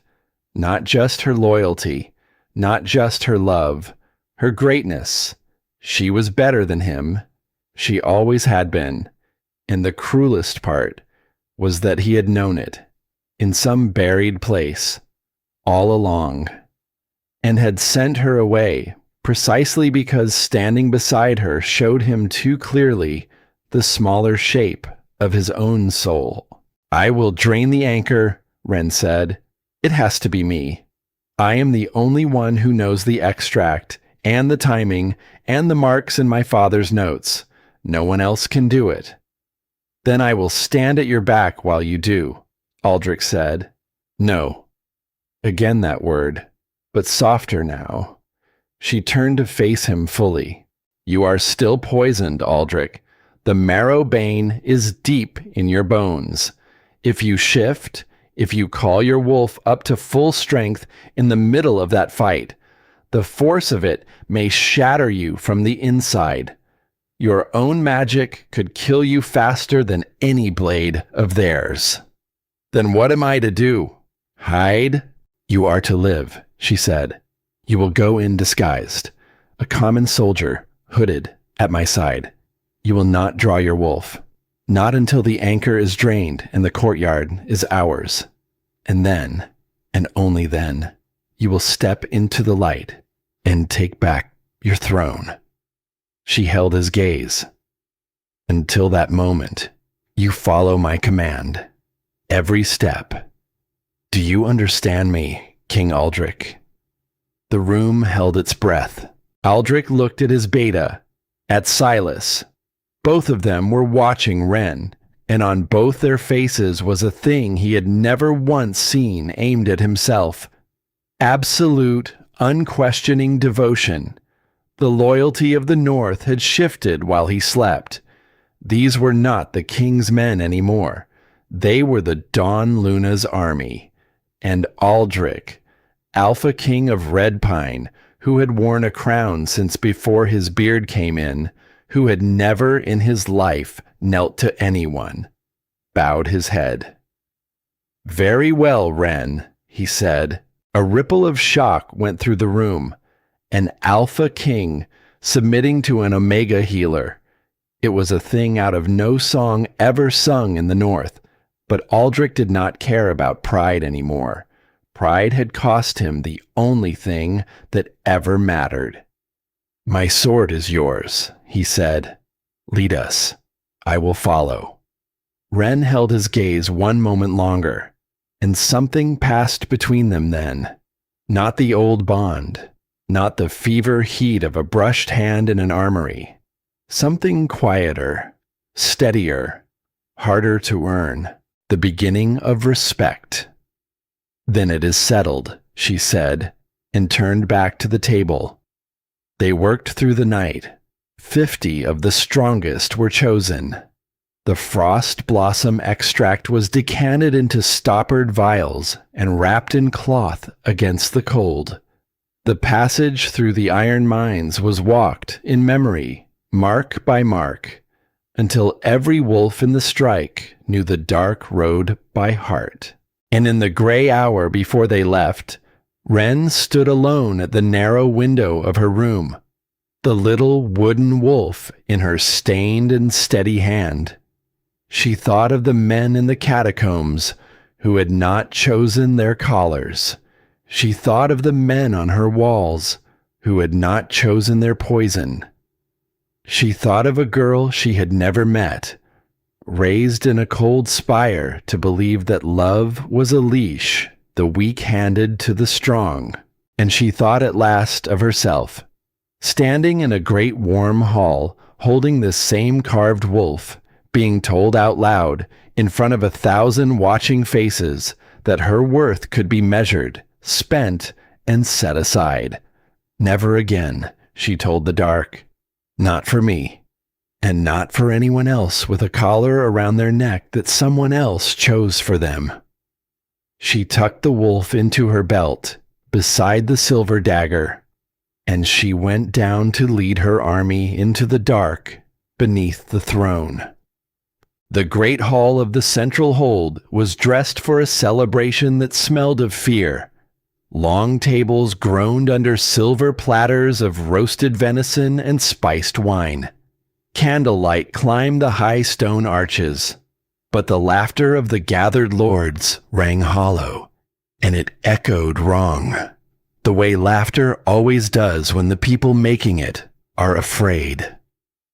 Along the walls stood the shadow wraiths of the nightshade spire, faces hidden behind dark steel, eyes glowing a faint and sickly violet through the slits, still as statues, waiting. At the high table sat Seraphina, robed in crimson and gold, a triumphant curve to her painted lips. Beside her, Alistair drummed his fingers against his goblet and drank too fast, his careful eyes darting to the doors again and again. The center throne sat empty. Aldrich's throne. Our beloved king, Seraphina announced, rising with her golden chalice lifted high. is too unwell to join us this longest night. The winter fever has taken much from him, but do not despair, my loyal friends. The nightshade's spire stands ready to hold the north steady through this difficult passage of power. To unity, Alistair echoed, his voice shaking. To unity, the frightened hall murmured back. And in the deep shadow of the servants' gallery, cloaked in the plain gray of kitchen help, two figures watched. Wren stood very still. Beside her, hooded, breathing carefully against the ache in his bones, stood Aldrich. His hand gripped the cold stone balustrade to keep himself steady. The nearness of so much shadow magic made the poison stir in his blood, made his wolf pace and whine behind the veil. She has poisoned the guard's wine, he whispered. His golden eyes moved across the lower tables, where his loyal commanders sat with clouded eyes and sluggish hands. Look at them. They can barely lift their cups. When her wraiths move, those men will not even be able to draw their swords. Wait, Wren breathed. Her cool hand came to rest on his arm, an anchor against the fever. Silas and his archers are still climbing to the eastern windows. We move when the anchor is drained, and not one breath before. Every wolf in that courtyard is counting on our timing, not our courage. Her strike team was already flowing into the dark, silent as snowmelt. 50 of the cured, down through the old iron mines, up through the forgotten passage, spilling out into the kitchens and the lower halls and the black courtyard beyond, unseen, waiting for her signal the way a drawn bow waits for the lucid hand. Wren slipped away from Aldrich's side, down a servant's stair, through a scullery thick with steam, and out at last, into the cold night air of the central courtyard. There it stood, the anchor. A jagged spire of black obsidian, taller than a wolf, set deep into the frozen stone at the heart of the fortress. It pulsed with a low violet light, and the light moved, slow and hungry, like something breathing. She could feel the wrongness of it in her teeth. In the marrow, the poison had tried so hard to claim. Two masked wraiths stood guard at its base. Wren drew the silver dagger Aldrich had given her, and from the dark behind her, two of her own came silent as owls, and the guards fell without a sound, and did not rise, and Wren did not let herself look too long at their faces. She knelt at the base of the anchor. She drew a stoppered vial of frost blossom extract from beneath her gray cloak, and she began. Inside the great hall, Seraphina set down her chalice. Her dark eyes had gone flat and cold. The pleasantries were finished. The hour had come. The night grows late, uncle, she said to Alistair, low and lethal. Let us bring our ill king down, so the court may witness his transition of power. And let the remnants of his old court be cleared away, as we discussed, quietly. Alistair nodded. He gestured to 4 masked wraiths. Fetch the king from his chambers, he said. His voice trembled. And see that the old loyalists give no trouble. There is no need to fetch me, uncle. The voice came from the gallery steps. It rolled through the great hall, low and resonant and utterly awake, and the whole room turned toward it as one. Aldrich threw back his gray hood. He stepped down into the candlelight, pale, swaying, sick to the bone.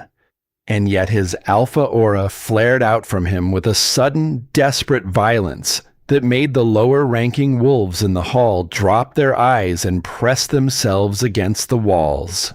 Aldrich, Seraphina was on her feet, her hand flying to a silver blade hidden in her skirts. You should be in your bed. The bed you poisoned, Seraphina? He descended the stairs one careful step at a time, his golden eyes locked on her. Or the grave you and my uncle have been so lovingly digging beneath the northern wall. Alistair shot up, pointing a shaking finger. Treason! The fever has taken his mind. He raves. Guards, protect the princess. Seize him. 6 shadow wraiths lunged from the walls, dark blades hissing free, their movements a violet blur. And in the courtyard, Wren worked. Her hands moved fast and sure over the black stone, the frost blossom extract smoking where it touched the obsidian, hissing, eating slowly into the magic. The violet light guttered, dimmed. She felt the anchor fight her, felt it pour its wrongness up through her fingers and into her arms, cold and clawing, and she gritted her teeth and did not stop. Slow, she told herself, though everything in her screamed to smash it and be done. Slow, slow enough that they wake again, slow enough that no one dies who does not have to. The wraiths inside the hall reached for their king, but before their blades could fall, a silver-tipped arrow sang down through a high-stained glass window and buried itself in the throat of the leader. The wraith dissolved, a puddle of foul black ash on the stone floor. Now! Silas roared from the eastern gallery, and the hall erupted. 50 cured warriors of Coldwater poured in through the side doors and the scullery arches, their voices raised in one fierce, unified cry, and the longest night of the year became a war. Aldrich came off the stairs toward Seraphina. He did not call his wolf.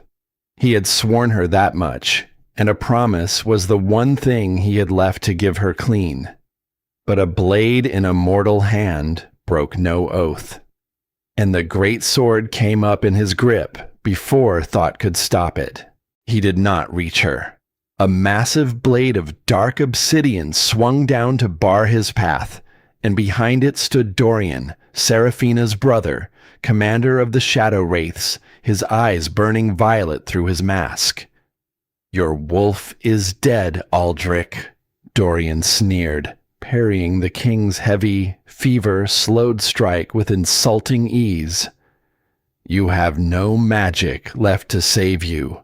A brutal kick sent Aldrich crashing back against the stone steps of the dais. His sword spun from his grip. He coughed, and dark blood came, and the calcification in his chest seized like a fist closing around his heart.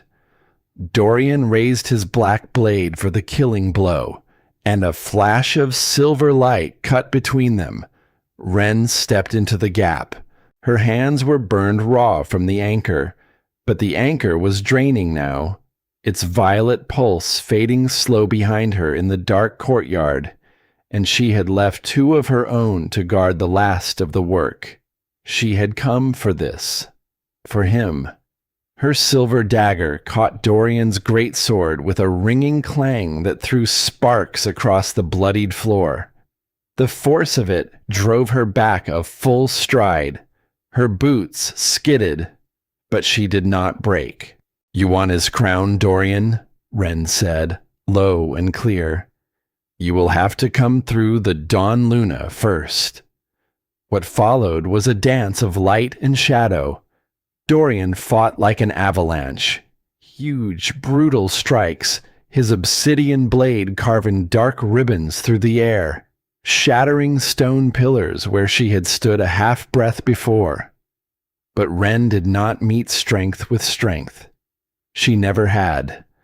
That was not her gift.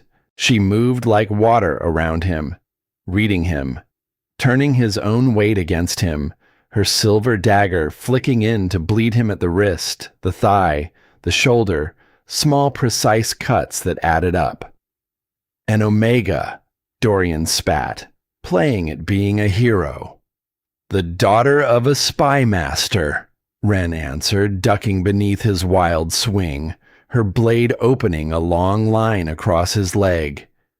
Who has spent her whole life learning how monsters like you are put together.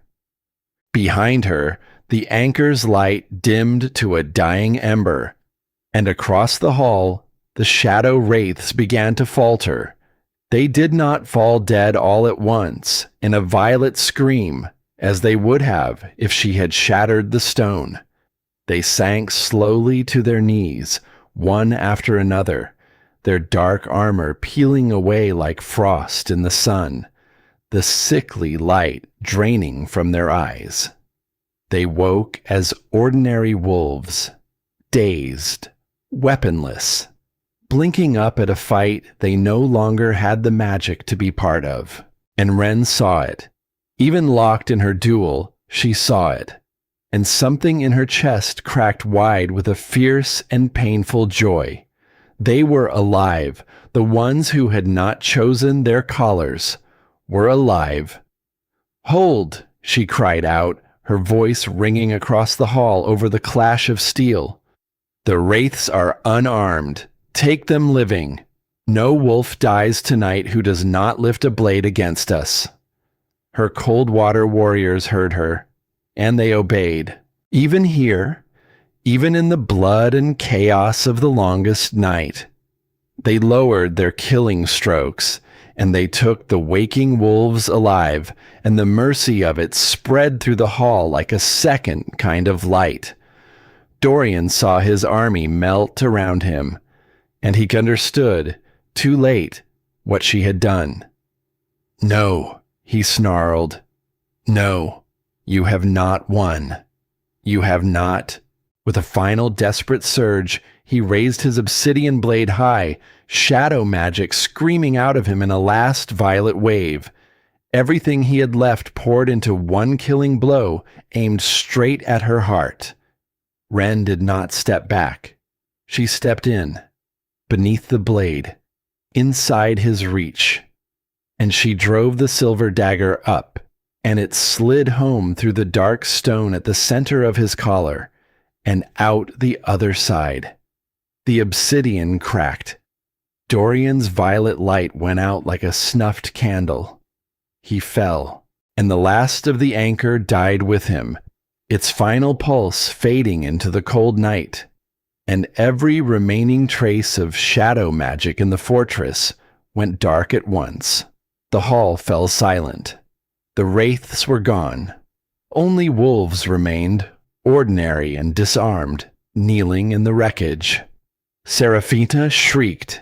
She spun toward the back drapes of the dais, ready to run, and found Silas there with 3 archers, their bows drawn and level.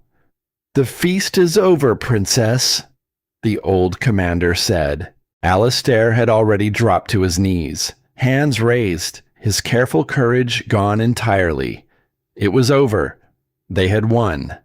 And that was the moment Aldrich began to die. On the dais, the king let out a choked and terrible gasp. His body seized. The destruction of the shadow magic, the sudden, violent unmaking of it all at once, had triggered something deep in his poisoned blood. The marrow bane surged. Dark veins bloomed up his throat and across his face, turning his skin a terrible ashen gray. "Aldrich!" Ren dropped her blood-stained dagger and she ran. She caught him as he fell and pulled his head into her lap, there on the cold stone steps, and pressed her burned hands to his chest. His heart. She could barely feel it. A muffled, faltering, erratic thud, buried behind a wall of calcifying bone. His golden eyes were clouding over, going gray, going out. "Ren," he breathed. It was barely sound at all. I can't feel my wolf. It's cold. It's so cold. Stay with me." Her voice broke on it, and the tears came at last. the ones she had refused to shed on a dais in another hall a lifetime ago, spilling down her face and washing tracks through the blood and the grime.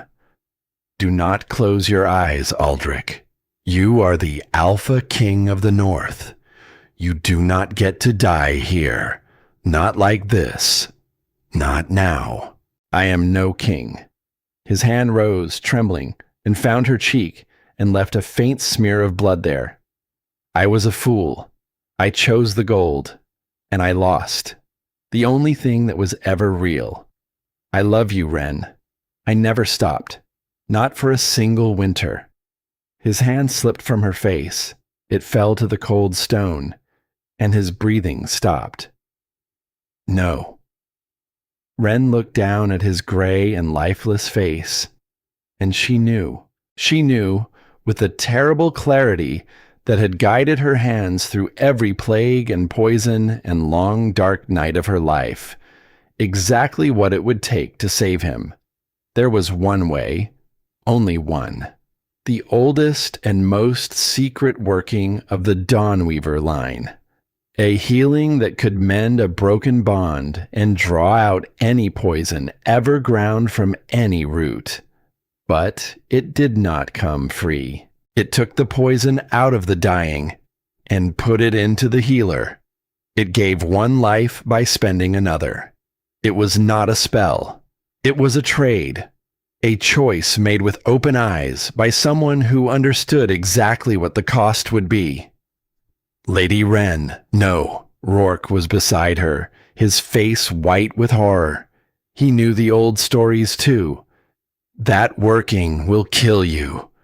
You know it will. Wren looked at the man dying in her arms, the boy she had loved before the crown, the king who had thrown her into the snow, the fool who had knelt on a cold floor and finally learned to say her name like it mattered. She thought of everyone who had ever been told their worth could be measured and spent. And then she thought of her own worth, fully hers, to measure or to spend, as she and no one else chose. That was the thing they had never understood. Not Aldrich, not Seraphina's father, not one of them. Her life had never been theirs to throw away, which meant it was hers to give. Keep the guards back, she said. Her voice carried a strange, deep resonance now, something ancient waking under the words, and even the strongest wolves in that ruined hall went still at the sound of it. She laid her burned hands flat over Aldrich's silent heart. She closed her eyes, and she began to sing, low and old, a melody with no words that anyone living remembered, a song of starlight and clean spring rain and the first thaw after the longest winter. Silver light broke from her palms. It poured down into his chest, tracing the poisoned pathways of his blood, turning the black, calcified wrongness to shimmering, living gold. And as the gold flowed into him, dark purple veins began to crawl up her own arms. She gasped. Her whole body shook. She was pulling the marrow bane out of him and into herself, taking his death into her own bones, and it burned like swallowed winter. Wren, stop! Aldrich's eyes snapped open, gold and clear and whole, his wolf roaring back to life inside him with a strength he had never known. Stop! But she did not stop. She looked at him one last time, and she smiled, and there was no fear in it at all, only a choice, freely made. She pushed the final, purest spark of her own life down into his heart, and made certain his wolf would live. Then the silver light went out, and Wren Vance collapsed across the chest of the man she had saved, her skin gone pale as new snow, the dark veins settling deep and still into the quiet of her heart. Part 7. The Thaw. Aldrich woke to the sound of his own heartbeat. Strong, steady, booming in his chest like a war drum after a silence that had lasted for weeks. His wolf was back, whole and roaring, its golden eyes seeing the world with a razor clarity he had forgotten was possible. He had never felt so alive. And then he looked down, and his heart, so newly healed, went cold. Ren lay across his chest, limp, still. Her skin had gone a terrible translucent white, and the dark purple lines of the marrowbane wrapped her throat and her wrists like iron shackles closed around living flesh. Ren, he gathered her up into his arms. No, no. Ren, wake up. You saved me.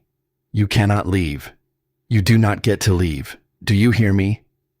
He rocked her back and forth on the cold stone steps, and his tears fell hot onto her cold forehead, and something in his voice cracked open that had been sealed shut since the day the crown was set upon his head. He looked up at the ruined hall, at the gathered warriors, at the healers of the central hold, freed now from Seraphina's dark practitioners, stepping forward through the wreckage. Save her! His alpha aura flared so violently that the very walls of the fortress seemed to shudder. Someone save her! But the healers only looked at the floor. Their faces were heavy with a grief that had no words. We cannot cure the Dawn Luna, King Aldrich, the eldest of them said at last, her voice trembling. What she did, the working of the Dawn Weavers, it is a soul for a soul. She took your death into her own body. There is no medicine for that, no herb, no craft. There must be something. There is one thing. The old healer hesitated. In the far north, past the last of the passes, there is an ancient temple, built over a sacred spring where the Moon Mother's power still runs clean in the water. It is said that spring can cleanse any poison ever made, even this. Hope tore through Aldrich like a blade. Then that is where we go, sire. The healer's eyes were full of sorrow. The journey is 3 days through the deep of winter, and she will not survive it. Not in this state. She fades even now. To carry her out into that cold would only be to watch her die on the road.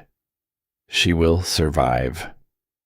Aldrich rose to his feet, and he lifted her into his arms as though she weighed nothing at all, as though she were made of glass and starlight, and everything he had ever failed to hold gently enough. Because I am going to carry her there myself, he said, and I will not let the cold have her, not one more piece of her. It has taken enough. He turned, and his golden gaze fell on the two figures kneeling in silver chains at the foot of the dais, Alistair and Seraphina. His uncle would not meet his eyes, but he was already talking, already pleading, the words tumbling out of him fast and slick. Aldrich, nephew, I was misled. She forced my hand. She twisted everything. I only ever wanted to protect the... Silence. Aldrich did not raise his voice. He did not need to. The single word landed with the full and quiet weight of an alpha who had walked through his own death and come back. You wanted a crown, uncle. You spent my father's memory and my mother's blood to reach for it. You will have a crown then. A crown of stone.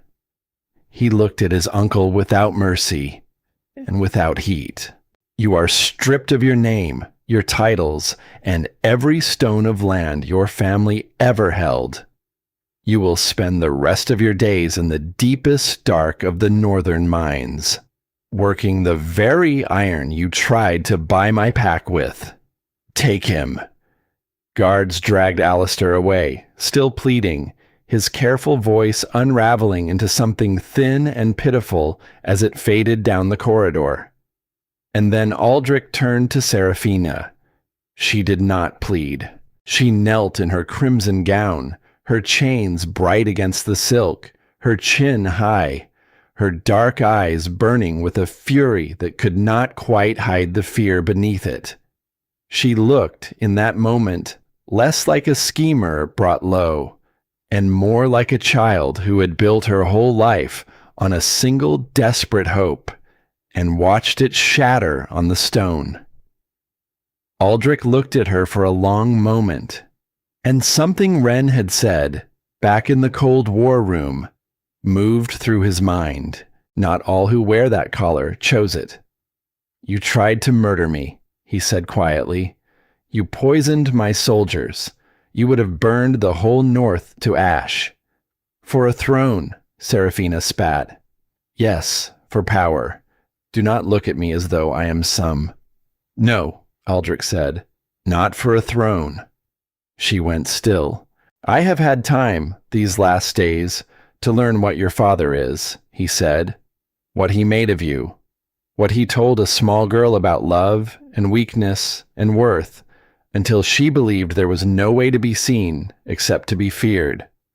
Seraphina's mask cracked, just to the edges, just for a breath.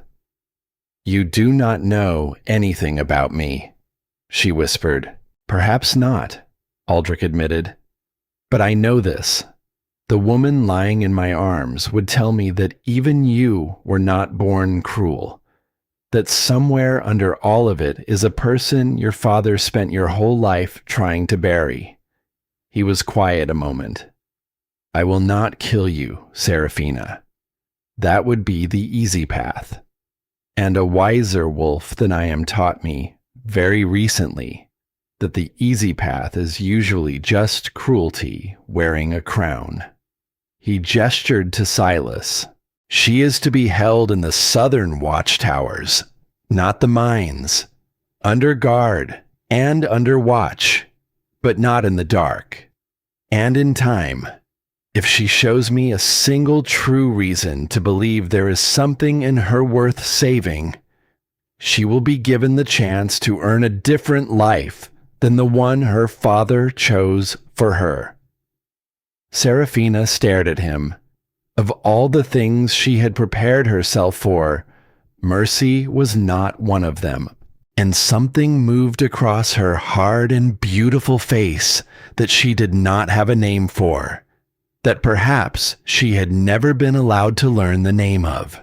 She said nothing, but as they led her away, she did not walk like a queen who had lost. She walked like a woman who had, for the first time in her life, been handed something other than a blade or a leash. Aldrich turned back to his beta. "The hold is yours, Rourke. Hold it steady until I return. And send word to the elder councils of every clan, north and south. When I come back down out of those mountains," he looked down at the pale woman in his arms, "there are going to be a great many things about how this pack is ruled that will change." "Sire," Rourke bowed low, "the journey, 3 days through the teeth of the storm. You are only just healed. Let me send warriors with you. Let me—" "My wolf is whole, Rourke." Aldrich's voice gentled as he looked down at Wren's still peaceful face. "And my heart is in my arms. I would walk through the gates of the underworld itself to bring her back. 3 days of snow will not stop me." And without waiting for an answer, he wrapped Wren in his heavy fur cloak, and he carried her out of the great hall and out into the freezing dark of the longest winter of his life. For 3 days and 3 nights, Aldrich did not stop. He did not eat. He did not sleep. He did not once shift into his wolf, because to shift was to risk dropping her, and he would sooner have died than let her fall. He ran through snow that reached his waist, holding her against his chest, keeping her warm with the raw furnace heat of his alpha blood. Every mile was its own small war. The frost bit at his face until he could no longer feel it. His muscles screamed and then went silent, past screaming.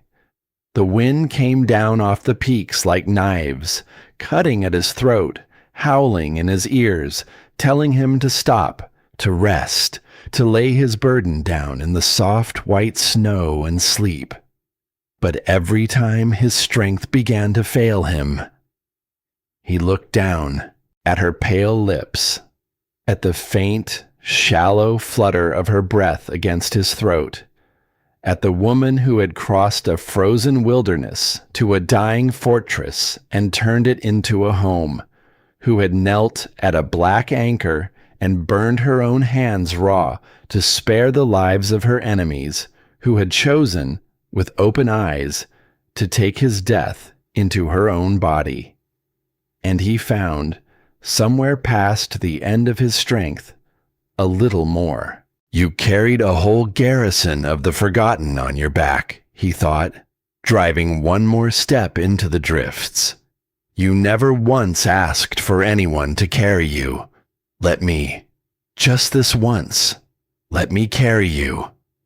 On the morning of the fourth day, through the blinding white curtain of the storm, the temple appeared. It rose out of the snow like something half remembered from a dream, a ruined sanctuary of pale marble, its columns broken, its great dome open to the sky, and at its heart, wreathed in silver steam, a spring of clear water bubbled up warm from somewhere deep in the mountain's stone.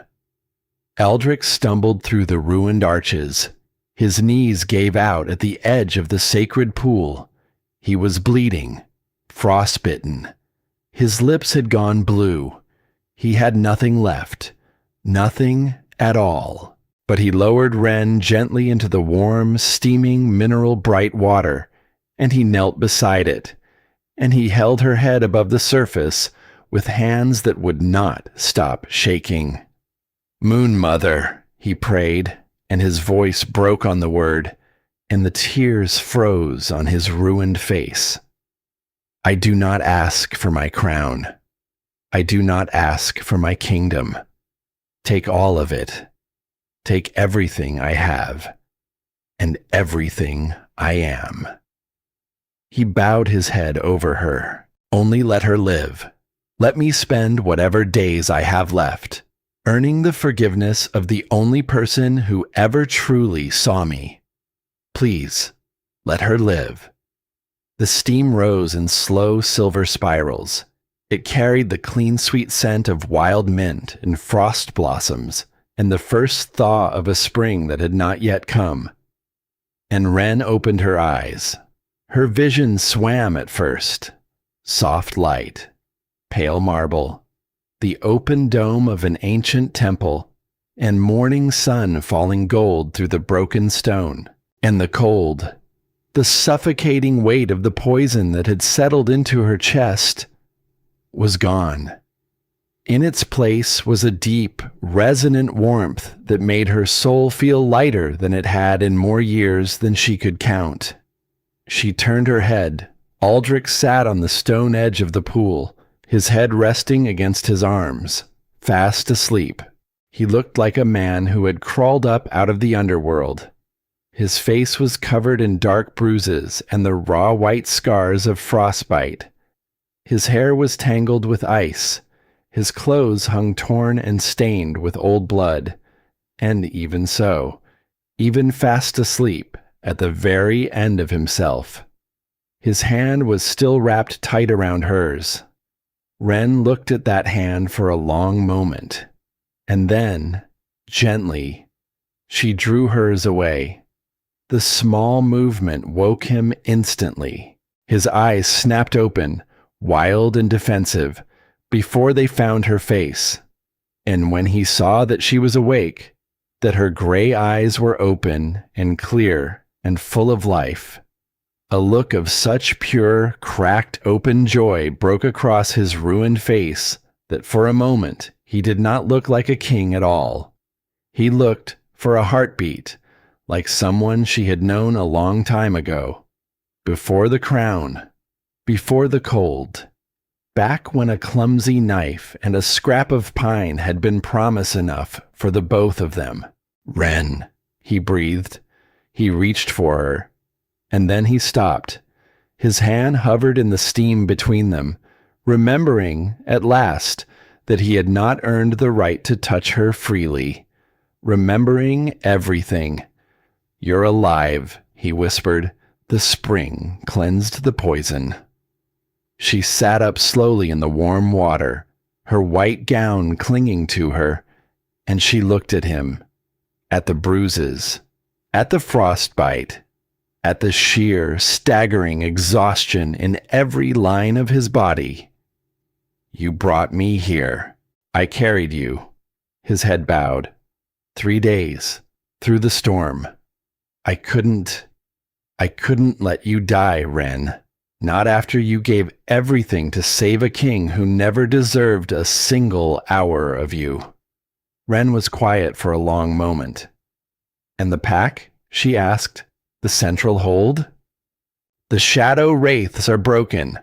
Most of them are alive. Because of you. Because you would not let us take the easy path." He looked up at her, and there was something like wonder in it.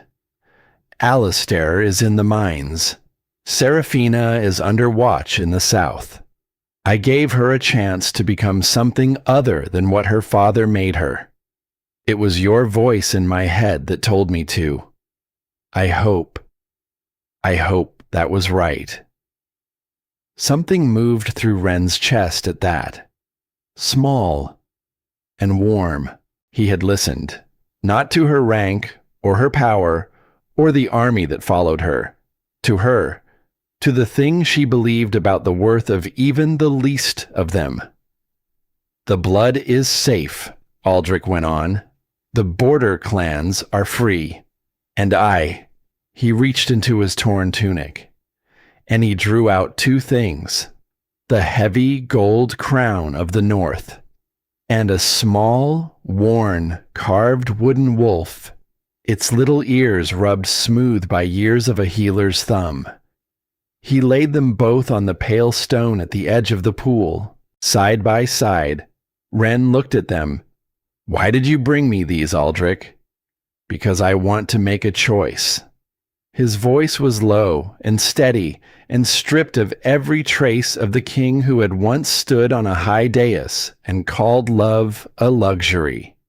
"In front of you, out loud, the way I should have done, a long, long time ago."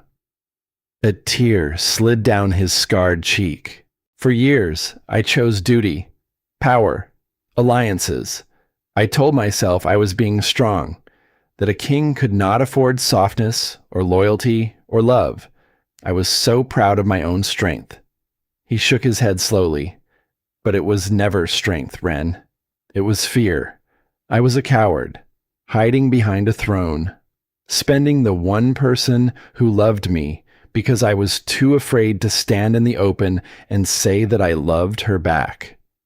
He knelt. There on the cold stone, at the edge of the sacred pool, the Alpha King of the North knelt before her, his hands open and empty on his knees. "I am done being that man," he said. "So here is my choice, made clearly, made where the whole world can see it, and where you can hear every word." He looked up at her. "I choose you, not as an alpha claiming a mate, not as a king reaching for something he thinks he is owed, as a man, asking for the chance to earn what he threw away." Ren sat very still in the warm water. She could feel the bond within her chest. It was no longer frayed, no longer bleeding and starved. Her sacrifice and his desperate journey through the storm had healed the old magic clean, and it glowed now, soft and steady and silver. But she also knew something the boy with the carving knife had never understood, something it had taken her a lifetime and a banishment, and a frozen fortress full of forgotten souls, to learn all the way down to the bone. A bond was only a beginning. A body remembering warmth was not the same as a life built on respect. Love, without being seen, was just a prettier kind of leash. "I believe you," she said at last. "I believe that you mean it, that you have changed." Hope flared in his eyes. "But I will tell you what I have learned, Aldrich. Up here, in the cold, from a garrison full of people the world decided were worth nothing." She rose slowly from the steaming water, and she stood over him now, straight and pale and luminous in the morning light. "My worth was never yours to give me. It was never yours to take away either. Not on that dais, not with that crown. It was always mine. It has always only been mine." She reached down, and she did not pick up the gold crown. She picked up the small wooden wolf. She closed her fingers around it, and she held it to her chest, and she looked out through the broken marble arches at the green valleys of the north, where the snow had already begun to soften and drip and run. "The winter was long," she said quietly, "and we both carry scars that will not heal in a season. I am not going to walk back into that fortress at your side and take up a crown as your Luna. That woman, the one who stands in the shadows and asks for nothing, she is gone. She froze to death on a road north a long time ago, and I am glad of it." Aldrich's head bowed. He had known she might say it. He had prepared himself, as best a man can, to hear it. "But," Wren said, and he looked up, "but if you truly wish to become a partner instead of a tyrant, if you wish to help me rebuild this temple stone by stone, and learn what it means to stand beside someone instead of above them." Her gray eyes softened, just enough, a faint, hard-won warmth, like the first real sun after the longest of winters. "Then you may walk beside me, not ahead of me, not behind me, beside me, as an equal, and we will see, day by day, and choice by choice, whether the man who knelt in this temple is the man you truly are." Aldrich looked up at her, and his heart, healed and whole and hammering in his chest, filled with a gratitude so deep it hurt. He rose to his feet, tall, unbowed, and yet, in every way that mattered, entirely surrendered to her grace. "I will walk beside you through every winter that is left to me, Wren," he swore. His voice was steady now, and full of a quiet, unbreakable devotion. "Not as your king, as your equal. And I will spend the rest of my days proving that you were right, to give the world one more chance to see you clearly." And Wren Vance, healer, exile, the Dawn Luna, a woman a crown had once thrown into the snow, smiled. Not the careful, guarded smile she had worn like armor for so long. A real one. Outside the ruined temple, the spring sun broke fully through the northern clouds, and it poured down warm and gold across the pale marble, and across the melting snow, and across two people standing at the edge of a sacred pool. Not a king and his Luna, not a ruler and his subject. Just two souls, scarred and standing, at the very beginning of the long and beautiful work of building something new. Something built not on gold, not on power, but on the one thing that had been there all along, waiting under the frost, for someone to finally, truly see it. Worth, hers, whole, and never again for anyone else to measure. The snow was melting, and the winter, at last, was over.